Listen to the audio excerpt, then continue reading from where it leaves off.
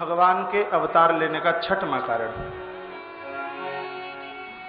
5 कारण आपने सुने, भगवान शंकर छठवां कारण बताते हैं। स्वर से राधे। विश्व विदित एक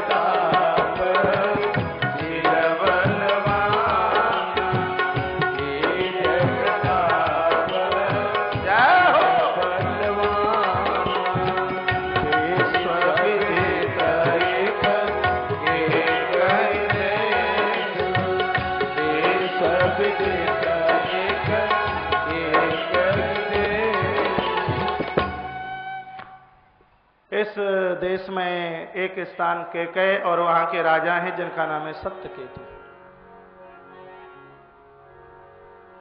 सत्यकेतु के घर में 2 पुत्रों का जन्म हुआ। एक का नाम है प्रताप भानु और एक का नाम है अरिमर्दन। इनका सचिव है जिसका नाम है धर्मरुचि।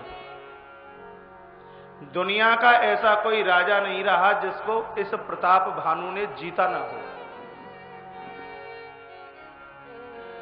इस राजा की विशेषता की बात यह थी, इतिहास पुराणों में ग्रंथों में जितने भी यज्ञों का नाम लिया गया है, हर यज्ञ इसने 1000 बार किया। इतना धार्मिक है। इतना धार्मिक होने के बाद भी इस राजा का पतन कैसे हुआ, इस संदर्भ में यह कथा सुनने के लिए आप जा रहे हैं। राजा प्रताप भानु ने हर यज्ञ अपने जीवन में 1000 बार किया, हर राजा को जीता। इतना धार्मिक राजा है कि इसकी देहली से कभी कोई खाली हाथों गया नहीं। गरीबों के लिए एक देवता का रूप है राजा प्रताप भानु। एक दिन की बात थी, अश्व को तैयार किया, मृग आखेट के लिए राजा का वन में पहुंचना हुआ। दोपहर का समय था, तड़फती हुई धूप, राजा प्यास से व्याकुल है और उसी समय राजा ने अपनी आंख के सामने किसी सूकर को देखा। उस सूकर का पीछा, सुअर का पीछा महाराज ने किया। कभी वो प्रकट हो जाता है, कभी प्रकट हो जाता है, कभी अप्रकट। राजा बहुत परेशान, प्यास से राजा व्याकुल। कहीं राजा ने किसी आश्रम को देखा और उस आश्रम में कोई क्षत्रिय राजा भेष छिपाकर मुनि के रूप में बैठा हुआ है। ये वो राजा है जिसकी संपत्ति को राजा प्रताप भानु ने जीता। कोई क्षत्रिय राजा प्रताप भानु ने छोड़ा ही नहीं जिसको राजा प्रताप भानु ने न जीता हो। एक तापसी भेष बना करके वो राजा इस स्थान पर बैठा है। राजा प्रताप भानु का वहां पहुंचना हुआ। संत समझ करके चरणों में वंदन किया, प्रणाम किया। कहा, गुरुजी प्यास बहुत जोर से लगी है, पानी की व्यवस्था हो। कहा, पिछवाड़े सरोवर है, पानी पीजिए। राजा प्रताप भानु ने जल पिया। थकान की एहसासता खत्म हुई। उन्हें चरणों में आकर के वंदन प्रणाम किया। पूछा उस महात्मा ने, तुम्हारा नाम क्या है? राजा प्रताप भानु ने कहा कि मैं राजा प्रताप भानु का सचिव हूं। ये नहीं कहा कि मैं वो राजा हूं। जो नकली महात्मा बने हुए ये राजा यहां बैठा है, उसको तो पता था कि प्रताप भानु। उसने बोल दिया कि मैं जानता हूं तुम प्रताप भानु हो और वर्तमान समय में तुमसे बढ़कर के धर्म धुरंधर और कोई दूसरा राजा नहीं है। राजा से बदला लेने के लिए क्षत्रिय राजा भेष छिपा करके बैठा है। चरणों में वंदन प्रणाम किया है। प्रताप भानु ने कहा, आप मेरा नाम कैसे जानते हैं? कहा, जब से सृष्टि का सृजन हुआ है तब से मेरी मौत नहीं हुई, इसलिए लोग मुझे एक तनु के नाम से जानते हैं। यदि तुम्हें कोई वरदान चाहिए तो मैं देने को तैयार हूं, मुझसे मांग लीजिए। राजा के मन में लालच आया, लोभ आया। कहा, दुनिया का ऐसा कोई राजा नहीं जिसको मैंने न जीता हो। मेरे पास सब कुछ है, लेकिन आप जैसा संत मिलाए बैतु ही गंगा में हाथ क्यों न धोए जाए। आपसे मैं मांगना चाहता हूं कि 100 कल्प तक इस धरती का मैं राज भोगूं, मेरी मृत्यु जल्दी न हो और मैं बूढ़ा न हूं। ये मांगे वरदान आप हमें दे दीजिए। उस कपटी एक तनु ने कहा, यह संभव हो जाएगा, लेकिन कठिनाई है। कठिनाई क्या है कि व्यक्ति ब्रह्मा को जीत सकता है। एक एक शब्द के ऊपर ध्यान देना। व्यक्ति ब्रह्मा को जीत सकता है, विष्णु को जीत सकता है, सबको जीत सकता है, क्योंकि भक्ति के द्वारा भक्ति के अधीन हो जाते हैं। इस दुनिया में यदि कोई जीतने के लायक है और जिसको जीतना बड़ा मुश्किल है, वो है ब्राह्मण। राजन, यदि तुम ब्राह्मणों से बच गए, उनके कोप से बच गए, तो तुम्हारी कभी मृत्यु नहीं हो सकती। और इस व्यासपीठ से निवेदन करना चाहूंगा, रायफल की गोली से भी जिसकी मृत्यु नहीं होती, ब्राह्मण के कोप से वो बच नहीं सकता। संत ब्राह्मण के कोप से नहीं बच सकता।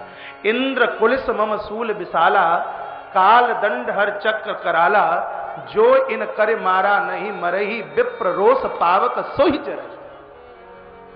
यदि तुम ब्राह्मणों को अपने बस में कर लो तो एक छत्र साम्राज्य तुम्हारा होगा। यदि तुमने ब्राह्मणों को जीत लिया तो फिर ब्राह्मण तुम्हें कभी श्राप नहीं देंगे, और ब्राह्मण कभी श्राप नहीं देंगे तो 100 कल्प तो क्या, अनगिनत कल्पों तक इस धरती के तुम सम्राट बन करके रहोगे। चरणों में प्रताप भानु गिर पड़ा। कहा, गुरुदेव आपने मेरे मन को जीत लिया। मेरे पास में ऐसा कुछ नहीं है वो मैं आपको दे दूं। रो रो करके आपके चरणों का अभिषेक करता हूं। उपाय बताइए, इन ब्राह्मणों को कैसे जीता जा सकता है। कथा समझ में आ रही है? तो सहेली को मन देखिए इधर उधर, इधर देखिए मेरी तरफ। इतना बुरा तो नहीं हूं कि देखने लायक ना हूं, इधर देखिए ना। एकाग्र भाव से एक बार बैठिए। और आधे घंटे की बात है, पंखे पंडाल में बहुत चल रहे हैं, कूलर की भी व्यवस्था है। देखिए, कथा में जब मुझे आनंद आता है तो ही कथा में आपको आनंद आएगा। यदि कथा में मुझे आनंद नहीं तो कथा में आपको आनंद नहीं आ सकता। और कथा में मुझे आनंद आए, इसके लिए मुझे आपकी एकाग्र चित्तता की आवश्यकता है, विशेष रूप से पूज्य माता शक्ति के चरणों में। का ब्राह्मणों को कैसे जीता जा सकता है? कह दिया, मैं रसोई बनाऊं और 1 लाख ब्राह्मणों को भोजन तुम रोज कराओ। ब्राह्मण तुम्हें आशीर्वाद देंगे, ब्राह्मण कभी कुपित नहीं होंगे, तो आपको तो काल भी नहीं मार सकता। काल तुम्हारे सामने से स्थान छोड़ करके चला जाएगा। लेकिन ये होगा तब संभव जब तुम्हारी रसोई में भोजन में अपने हाथ से बना। राजा प्रताप भानु ने कहा, मैं तैयार हूं। एक तनु इस कपटी ने कहा कि 3 दिन बाद मैं तुम्हारे पुरोहित का रूप बना करके आऊंगा। अपनी भजन के तप के द्वारा तुम्हारे पुरोहित का मैं करूंगा हरण, उसको दूंगा अपना रूप, इस आश्रम में बिठाऊंगा और तुम्हारे पुरोहित का भेष बना करके मैं तुम्हारे घर पधारूंगा। उस समय तुम मुझे पहचान लेना। ये बात मेरे और तुम्हारे बीच की है। यदि किसी और को इस बात का पता लग गया तो श्राप देकर के राजा पूरे खानदान को मैं समाप्त कर दूंगा। चरणों में राजा प्रताप भानु ने कहा, मेरी कौन सी गर्ज पड़ी है सो मैं किसी को बताऊंगा। 3 दिन के बाद में पुरोहित का रूप बनाकर के कपटी राजा एक तनु राजा प्रताप भानु के दरबार में पहुंचना हुआ है। राजा ने पहचान लिया और रसोई में कार्य दे दिया। 1 लाख ब्राह्मणों को न्योता दिया गया। रसोई इस कपटी एक तनु ने बनाई। गोस्वामी तुलसीदास जी लिखते हैं कि जीवन का एक बहुत बड़ा अपराध है, जीवन की एक बहुत बड़ी आलस्यता भी है, अपने मंदिर में, अपने रसोई में अधिकार किसी और को मत दीजिए। कोई ब्राह्मण आपके घर जीवने के लिए आया है, कोई संत आपके घर जीवने के लिए आया है, सुनिए, उसके लिए भोजन अपने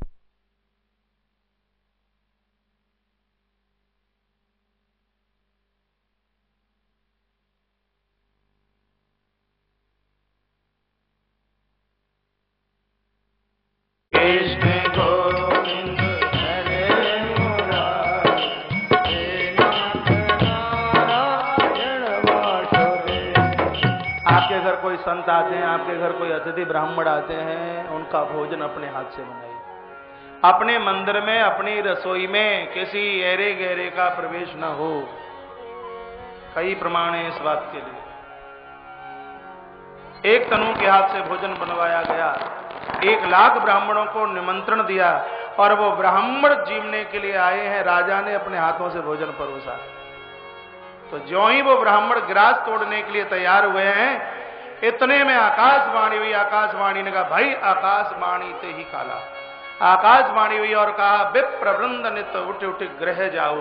हे ब्राह्मणों, अपना अपना आसन छोड़ो और घर के लिए जाइए। क्यों कि भयउ रसोई भूसर मासु, राजा की रसोई में मांस मिला हुआ है, तुम्हारा धर्म खत्म हो जाएगा यदि ये भोजन तुमने कर लिया।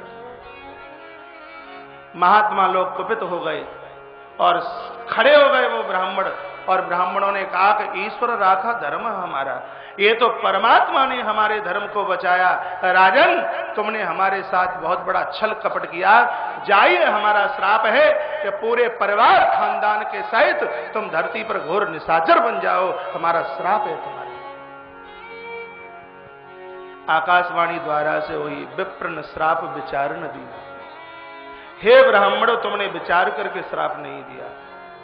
इसमें राजा की कोई गलती नहीं। राजा के साथ में तो छल हुआ है, राजा के साथ में तो कपट हुआ है। संतों की आंखें भर आई।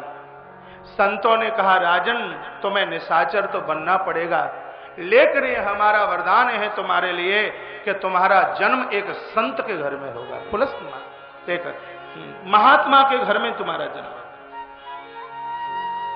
एक तपस्वी के घर में तुम्हारा जन्म होगा, और तुमको लेने के लिए धरती पर स्वयं परमात्मा प्रकट होंगे। ये हमारा वरदान है तुम्हारे लिए। ये कह करके संत वहां से चले गए। याज्ञवल्क्य जी महाराज सावधान करते हैं महात्मा भरद्वाज को। इसी अभिशाप के कारण प्रताप भानु नाम का राजा धरती पर 10 कंठ रावण बना। उसका अनुज अरिमर्दन धरती पर कुंभकर्ण बना। समझ रहे हैं? उनका सचिव, उनका सेक्रेटरी धर्मरुचि जिसका नाम, वो ही धरती पर आकर के श्री विभीषण के रूप में उनका जन्म हुआ। ये वो रावण है जिसकी 10 मस्तिष्क और महाराज जिसकी 20 भुजाएं। तो वो ही कुंभकर्ण है। एक दिन के लिए जागता है तो गांव के गांव खाली कर देता है। 10 सिर ताय 20 भुजदंडा, रावण नाम वीर वर बंडा। बड़ी ताकत है। रावण के लिए लिखा है, काल को चारपाई से बांध रखा है इसने, शनि को दीवार में चिना दिया है, पवन देव घर में झाड़ू लगाने के लिए आते हैं, इंद्रदेव इसके घर का पानी भरे, और एक डांट लगा दे ब्रह्मा को, ब्रह्मा वेद पढ़ाने के लिए आते हैं, 2 मिनट भी लेट हो जाएं यदि ब्रह्मा, तो ऐसी डांट लगाता है कि 24 घंटे ब्रह्मा इसकी देहली पर खड़े खड़े कांपते रहते हैं। वो रावण। पैसा कितना है इसके पास, जिसकी लंका की एक एक ईंट सोने की। पत्नियां कितनी है, तुलसीदास जी कहते हैं सुन लो हम गिन नहीं सकते, इतनी पत्नियां हैं। लोग कहते हैं कि कंचन और कामिनी में प्रश्नता है। सुख कंचन और कामिनी में है। जो ऐसा सोचते हो उनको रावण की कथा सुना देना। आपके घर में कितना स्वर्ण होगा? तोले, 2 तोले, 5 तोले, 10 तोले, बहुत ज्यादा धनाढ़ होगा तो 20 तोले, 25-50 तोले, इससे तो ज्यादा है नहीं। लेकिन जिसकी नगरी ही पूरी कांचन की है, अनगिनत जिसकी पत्नियां हैं, और बेटा कितने हैं और बेटों के बेटे कितने हैं। गुरु नानक देव बोलते हैं 1 लाख पुत्र 1.25 लाख नाती। पूरी बटालियन, पूरी फोर्स घर की है, बाहर से मंगाने की आवश्यकता नहीं है। फिर भी ये जब नीचे गिरा, ये मरा है, तो ता रावण घर दिया न बाती। इसकी अर्थी में कोई आग लगाने को तैयार नहीं था। ये तो महानता मेरे भगवान की थी। सो विभीषण को इशारा कर रहे थे कि भाई ये अर्थी में अंतिम संस्कार। इसका मतलब यह है कि भगवान के बिना कहीं भी भला नहीं है, कहीं भी उद्धार नहीं है। दुनिया में हम हर वस्तु के बिना रह सकते हैं, ईश्वर के बिना नहीं रह सकते, क्योंकि राम शांति है। कंठ जिसका जन्म हुआ है उसकी मृत्यु निश्चित है। जिसका जन्म नहीं तो मौत नहीं, जिसका आरंभ हुआ है तो उसका अंत तो निश्चित है, जिसका जन्म है तो उसकी मृत्यु निश्चित है। ये वरदान हम नहीं दे सकते।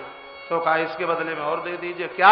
मनुष्य और बंदर ये दोनों मेरे भोजन हैं, इनके अलावा और किसी के द्वारा मेरी मौत ना हो। विधाता ब्रह्मा ने कहा जाइए, ऐसा ही है।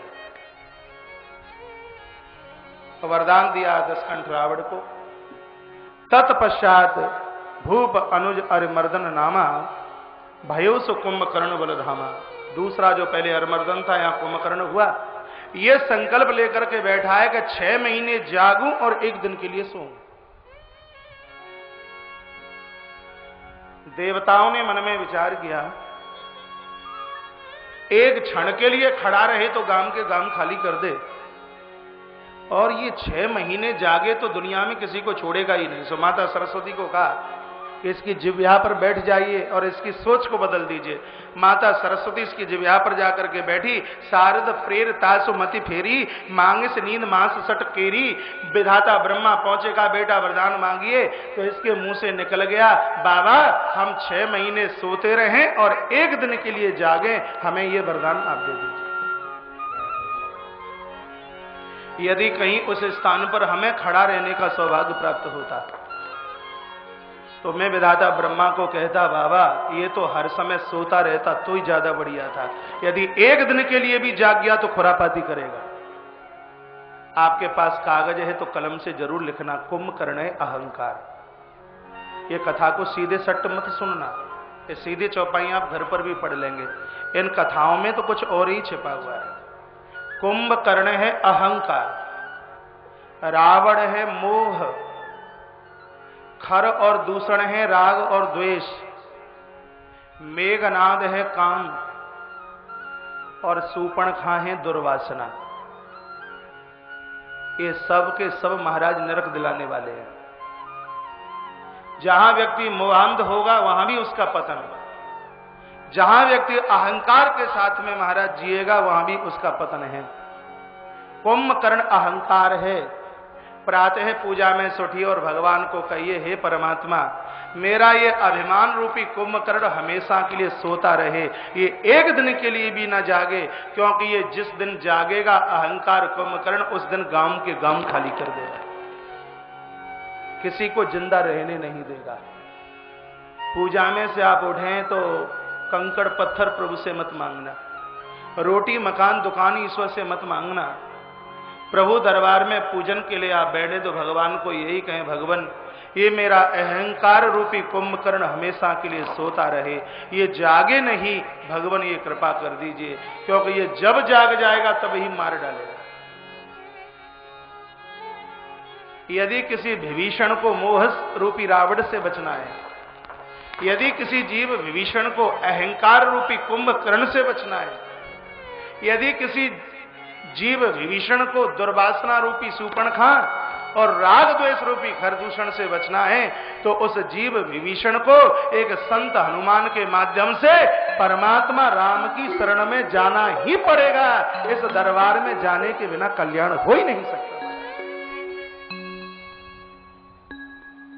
भगवान ने कहा, वरम ब्रूहि वरदान।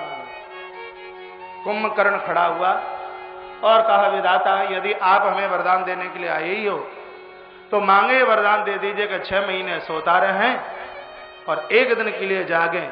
तो शीघ्र ही विधाता ब्रह्मा ने कहा तो वरदान दिया। तत्पश्चात विधाता ब्रह्मा महात्मा विभीषण के पास जा रहे हैं। गए विभीषण पास पुनि कहे घु पुत्र वरमान। कहा, बेटा ब्रह्मपुरी वरदान मांगिए। महात्मा विभीषण ने कहा, हे नाथ, हे सरकार, मुझे आप कुछ देने के लिए आए हो, थोड़ा बहुत किंचित मात्र भी यदि मैंने भगवान का स्मरण किया हो तो पद कमल अमल अनुराग, मैं भगवान के चरणों में प्रीति मांगना चाहता हूं। मेरा मन भगवान के चरणों में लगे, मुझे मांगे आप ये वरदान दे दीजिए। विधाता ब्रह्मा ने कहा, ऐसा ही होगा, प्रभु तुम्हारे ऊपर करुणा करेंगे, भगवान तुम्हारे ऊपर कृपा करेंगे। विधाता ब्रह्मा वरदान देकर के चले गए हैं। रावण को अपार ताकत मिली है महाराज, 10 मुख कतौ खबर असपाई। और जहां जहां इसको पता चलता कि महात्मा लोग यज्ञ कर रहे हैं तो यज्ञ का धुआं बंद करता है। संतों को पकड़ करके कारागृह में, गौशालाओं में इसने आग लगवा दी। एक दिन इसने अपने विशाल काय परिवार को देखा है रावण ने, 10 मुख बैठ सवा एक बारा, लिखा है देख अमित आपन परिवारा, अपने विशाल परिवार को देखा और कहा इस जगत में मुझसे बढ़कर के बलिष्ठ कौन है। अरे बेटा मेघनाथ जाइए और इंद्रजीत को इसको इंद्र को बंदी बनाइए। इंद्र को पकड़ करके लाया गया है, तब मेघनाथ का नाम है इंद्रजीत हुआ। यजन का, यज्ञ का तो बहुत बड़ा दुश्मन है। देख लिए पूर्व का अपराध अभी भी पीछा नहीं छोड़ रहा। इस जन्म सत्कर्म करोगे आगे उसका पुण्य आपको मिलेगा। इस जन्म में अपराध हो गया है तो यह अपराध अगले जन्म में भी हमें दबोच करके रख देगा। व्यासपीठ से निवेदन करूंगा कि अगले जन्म को सुधारना है तो इस जन्म का लास्ट समय सुधार लीजिए। अंतोमति सोयागति, अंत में हमने जैसा किया अगले जन्म का प्रारंभ वहीं से होने वाला है। लोग कहते हैं अगले जन्म में हम क्या बनेंगे, उसका परिणाम इसी जन्म में है। मरते समय, मृत्यु के समय, उन पलों से पहले हमने जो किया है अग्रसर जन्म की आरंभता वहीं से है। इसलिए अग्र जन्म हमें सुधारना है तो वर्तमान समय को सुधार लीजिए। निवेदन व्यासपीठ से कल उसी का सुधरेगा जिसका आज सुधर गया है। जिसका आज बिगड़ा है निश्चित रूप से उसका कल जरूर बिगड़ेगा। 14 जून जिसकी बिगड़ी है उसकी 15 जून कैसे सुधरेगी। 15 जून 2012 को संभालना चाहते हो तो पहले 14 जून 2012 को संभालिए। वर्तमान सुधरा, भविष्य अपने आप सुधर जाएगा। भूत में क्या किया, अपने पिछले में क्या किया भूल जाइए, वर्तमान में क्या कर रहे हो ये याद रखिए। भविष्य की चिंता नहीं, बीते की चिंता नहीं, वर्तमान को संभालिए तो बीता हुआ और आने वाला दोनों के दोनों अपने आप में सुधर जाएंगे, समझ जाएंगे। बड़ा अत्याचार, बड़ा अपराध किया। चलत दशानन डोलत अवनी, अवनी कहते हैं पृथ्वी को। जब ये दशकंठ रावण चलता है तो धरती माता कंपित होती है, थर थर कांपती है। माता धरती को ज्यादा भीड़ से वजन नहीं लगता। पृथ्वी भारित होती है पापियों से, पृथ्वी भारित होती है अपराधियों से। रावण के दुष्ट व्यवहार दुराचार के द्वारा माता पृथ्वी थर थर कांपने लगी। मां बहुत परेशान है। इधर रावण एक दिन दिग्विजय यात्रा करता हुआ चल के आ रहा है। मैदानव की बेटी मंदोदरी के साथ में इसने विवाह किया। जय विध होय धर्म निर्मूला, सो सब करिय वेद प्रतिकूला। जिस प्रकार से धर्म समाप्त हो सकता हो अपने पुत्रों को आज्ञा दी है वो सब कीजिए। धरती माता परेशान, एक गाय का रूप बनाया, संतों के पास पहुंची है, ब्राह्मणों के पास पहुंची, का रक्ष माम हमारी रक्षा कीजिए। ब्राह्मण लोग बैठे बैठे रो रहे थे। ब्राह्मण संपत्ति के लिए नहीं रोता, ब्राह्मण सम्मान के लिए नहीं रोता, ब्राह्मण यदि रोता है तो सत्कर्म के लिए रोता है। समझने लायक बात है। कहा इस निशाचर ने हमारी यज्ञ का धुआं बंद कर दिया। हम भोजन के बिना रह सकते हैं लेकिन हम यजन के बिना नहीं रह सकते। ब्राह्मण के 6 काम है ना, विद्या पढ़ना, विद्या पढ़ाना, दान लेना तो दान देना, यज्ञ करना तो यज्ञ कराना। चारों वर्ण के व्यक्ति को अपने अपने कार्यों से वंचित नहीं रहना चाहिए, उन्हें अपना अपना कार्य करना चाहिए। ब्राह्मण रो रहे हैं, कहते हैं कि हम परेशान हैं, हमारे यज्ञ का धुआं बंद हो गया। आप देवताओं के पास जाइए। गौ माता देवताओं के पास गई तो देवता अपना स्थान छोड़ करके सुमेरु पहाड़ों की गुफा में जाके छिप गए। आप लिख रहे हैं तो एक वाक्य जरूर लिखना। परमात्मा प्रकट तब होते हैं जब समाज में ये 2 चीजें खत्म होती हैं। वो 2 चीज कौन है? एक है संतोष और एक है सत्कर्म। ब्राह्मण संतोष का प्रतीक है और देवता सत्कर्म के प्रतीक है। समाज में जब संतोष नहीं रहेगा प्रभु को प्रकट होना पड़ेगा, और समाज में जब सत्कर्म नहीं रहेगा, पुण्य नहीं रहेंगे, तो वहां फिर परमात्मा को विवश होकर के प्रकट होना ही पड़ेगा। इस 2 को बचाने के लिए भगवान धरती पर प्रकट होता है। सत्कर्म, संतोष। देवताओं ने धरती माता को कहा कि हम विधाता ब्रह्मा के पास चलते हैं। ब्रह्मा के पास सब पहुंचे। विधाता ब्रह्मा ने सबको साथ लिया और कहा कि चलो क्षीर सागर भगवान नारायण के पास। भगवान शंकर कहते हैं जगदम्बा को, देवी उस समय देवताओं के साथ मैं भी था और मैंने वहां अपना एक प्रश्न रखा। मैंने कहा भगवान तो सर्वत्र व्यापक हैं, क्या यहाँ भगवान की स्तुति और कीर्तन न किया जाए, स्तुति और कीर्तन किया जाए तो क्या भगवान यहाँ प्रकट नहीं होंगे? क्योंकि मैंने तो हमेशा यही सुना है, भगवान शंकर अपना अनुभव बता रहे हैं। क्या सुना है कि हरि व्यापक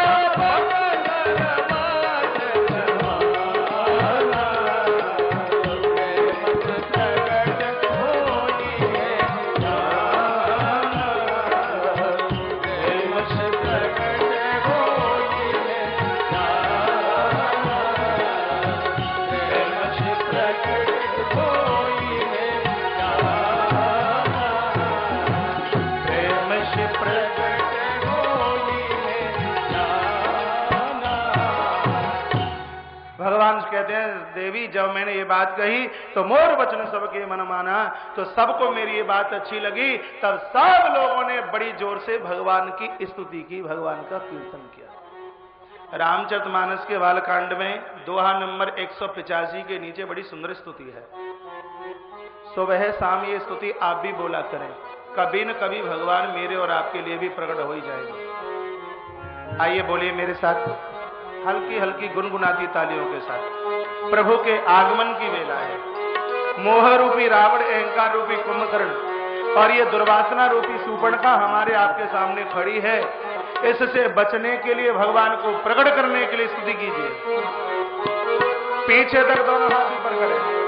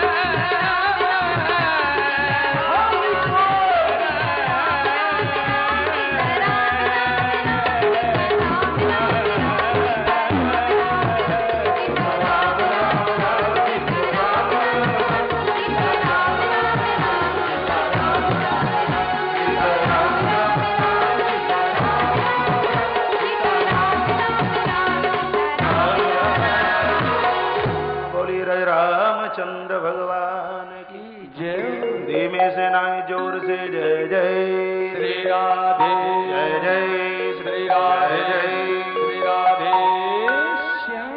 देवताओं ने स्तुति की। आज विधाता ब्रह्मा के कंठ में प्रभु का आगमन हुआ।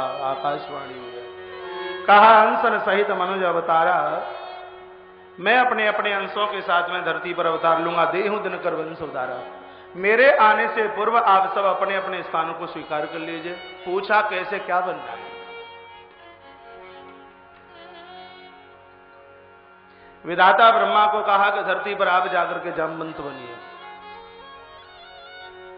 श्री विधाता ब्रह्मा धरती पर जामवंत आकर के बने।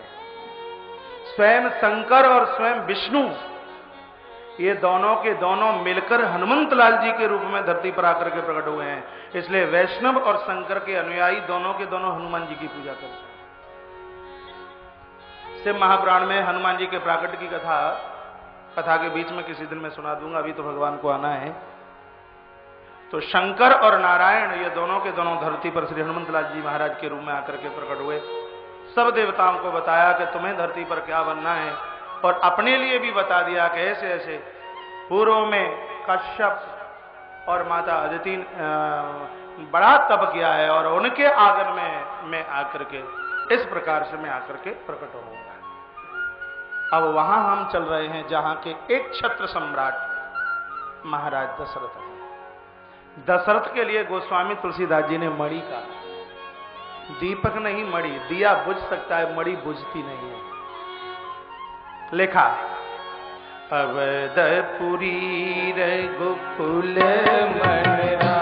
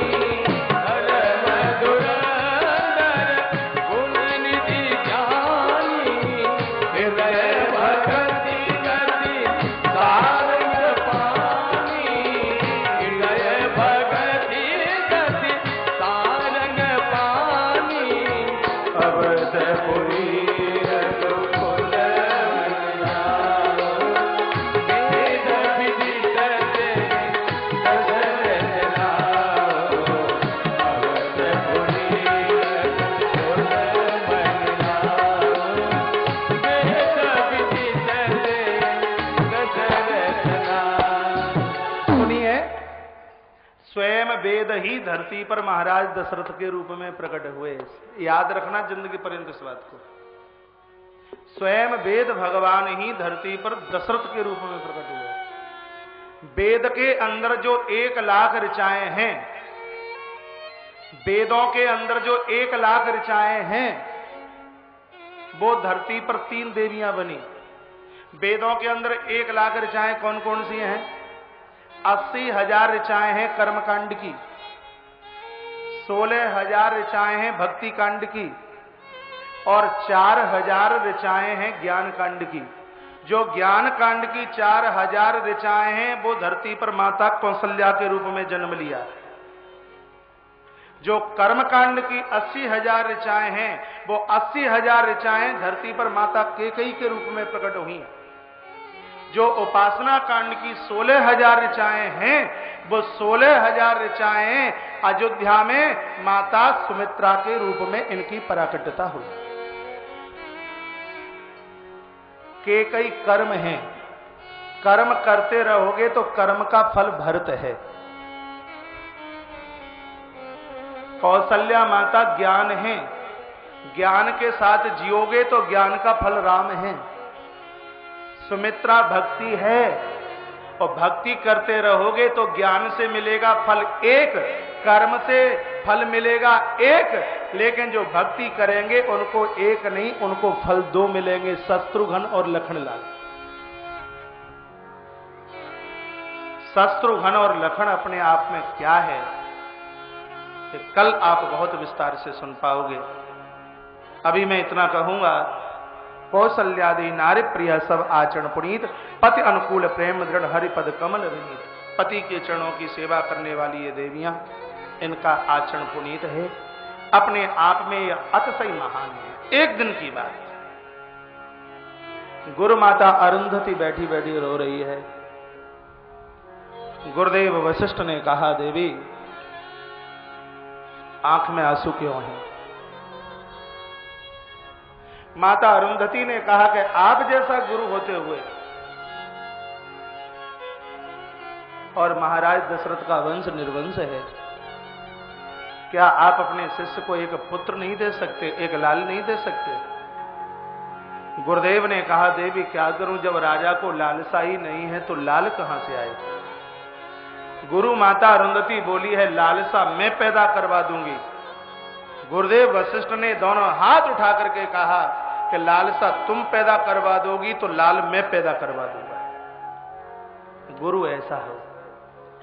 महाराज दशरथ जीव है, गुरुदेव वशिष्ठ तो गुरु हैं, और गुरु वो ही है